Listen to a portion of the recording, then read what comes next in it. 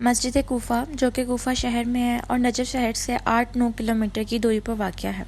اس مسجد کو بہت فضیلت حاصل ہے اور خانہ کعبہ، مسجد نبوی اور بیت المقدس کے بعد یہ بہت فضیلت کی حامل ہے۔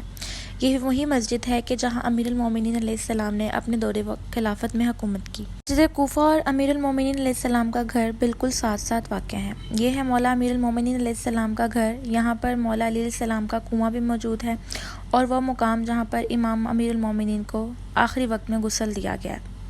اس دنیا میں انسانوں کے پیدا ہونے سے پہلے یہاں مسجد کوفہ کے پورے ایریا میں ملائکہ کا نزول ہوا کرتا تھا اور وہ تب سے یہاں پر عبادت سر انجام دے رہے ہیں۔ اور اس کوفہ شہر کی خود بھی بہت امپورٹنس ہے۔ کتابوں میں آتا ہے کہ اس کوفہ شہر میں لگ بھگ 370 نبی اور انبیاء کرام دفن ہیں، اور اس مسجد کوفہ میں بہت سارے انبیاء کے مقامات بھی موجود ہیں جہاں رسول اللہ اور دیگر انبیاء کرام عبادت کرتے تھے۔ اور جب رسول اللہ معراج پر جا رہے تھے کعبہ سے مسجد اقصیٰ تک، تو جناب جبرائیل نے رسول اللہ سے کہا کہ یا رسول اللہ، یہ مسجد کوفہ کا عظیم الشان ایریا ہے اور اللہ کے حکم سے ہر نبی نے یہاں نماز ادا کی ہے، تو نبی صلی اللہ علیہ وسلم نے بھی یہاں پر 2 رکعت نماز ادا کی۔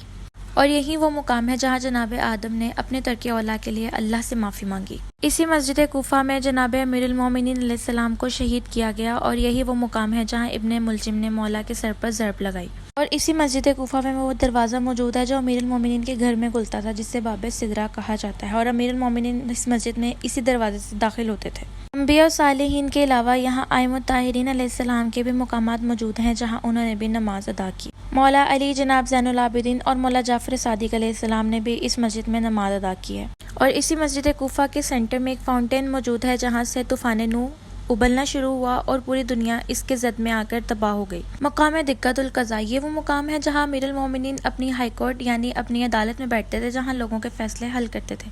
اسی مسجد کوفہ میں جناب مسلم بن عقیل اور جناب ہانی بن عروہ کا روضہ بھی موجود ہے۔ اور اسی مسجد کوفہ کی انٹرنس میں جناب خدیجہ بنت امیر المومنین یعنی مولا علی علیہ السلام کی بیٹی کا بھی روضہ مبارک موجود ہے۔